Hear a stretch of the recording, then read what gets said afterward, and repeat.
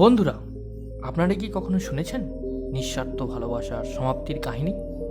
বা কখনো কি শুনেছেন ভালোবাসা না পেয়ে কারো জীবন সমাপ্তির গল্প? আমাদের ভারতবর্ষে এরকম অনেক মানুষ আছে যারা তার ভালোবাসাকে না পেয়ে তার জীবনকে শেষ করে দিতে এক মুহূর্তের জন্য কখনো ভাবেনি। এবং অনেক রিসেন্ট কেস দেখা যাচ্ছে যে মানুষ আজ এই ভালোবাসা নামক শব্দটির মর্যাদা ভুলতে বসেছে। আজ ভালোবাসা হয়ে উঠেছে টাইম পাস এবং শারীরিক চাহিদা। নমস্কার বন্ধুরা, আশা করছি তোমরা সবাই খুব ভালো আছো এবং খুব খুশিতে আছো। আজকের আমরা আমাদের ভিডিওতে আলোচনা করব যে আধুনিক ভারতে ভালোবাসা নামক শব্দটির শেষের কাহিনী। বন্ধুরা, ভিডিও শুরু করার প্রথমে আমি আজকে একটা রিসেন্ট ঘটনার উদাহরণস্বরূপ বলব। উড়িষ্যার কটক পুলিশ 5 জনকে অ্যারেস্ট করেছে এবং একজন মাইনর। একজন কলেজ স্টুডেন্টকে সেভারাল টাইম রেপ করা হয়েছে ব্ল্যাকমেলের মাধ্যমে।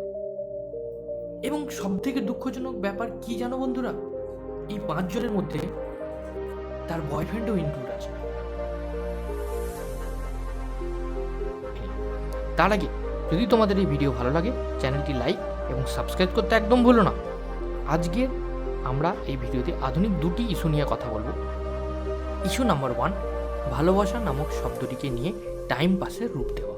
বন্ধুরা, অনেক মানুষ আছেন যারা তাদের টাইমকে কোথায় ইনভেস্ট করবে সেটা খুঁজে না পেয়ে, জানি না এই আবেগপূর্ণ ভালোবাসাতেই কেন ইনভেস্ট করে, তাও বা তাদের ইন্টেনশন এটাকে নিয়ে জাস্ট সময় কাটানো।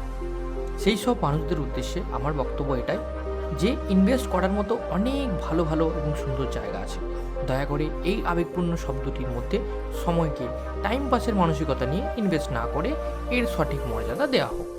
বন্ধুরা, জানি না তোমাদের এই টাইম পাস এবং ইমোশনলেস সময় কাটানো কত মানুষের জীবন আজ এই পৃথিবী থেকে কেড়ে নিয়েছে।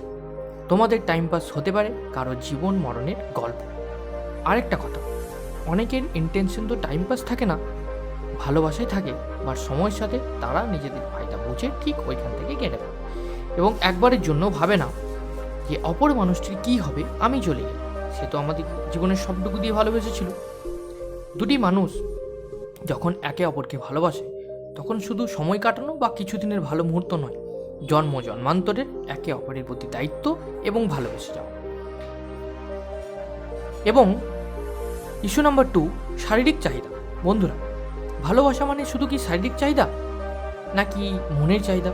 আমাদের ভারতবর্ষে এরকম অনেক কেস আছে যেখানে একজন অপরজনকে তার সব কিছু তাড়াতে বিশ্বাস করে তুলে দেয় এবং বিনিময়ে পায় ব্ল্যাকমেল, যে কারণে তার জীবন দুর্বিষহ এবং মৃত্যুর দিকে যাত্রা শুরু করে।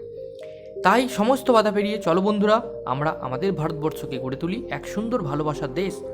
এবং আমার সমস্ত দর্শকদের বন্ধুদের এটাই রিকোয়েস্ট, যদি পারো কাউকে সত্যিকারের ভালোবাসো, কখনো কারো ইমোশন নিয়ে টাইম পাস করো না প্লিজ। চলো বন্ধুরা, আজকের মতো এইটুকুই। দেখা হচ্ছে আবার পরের ভিডিওতে। ভিডিওটি লাইক এবং শেয়ার করতে একদম ভুলো না জানো।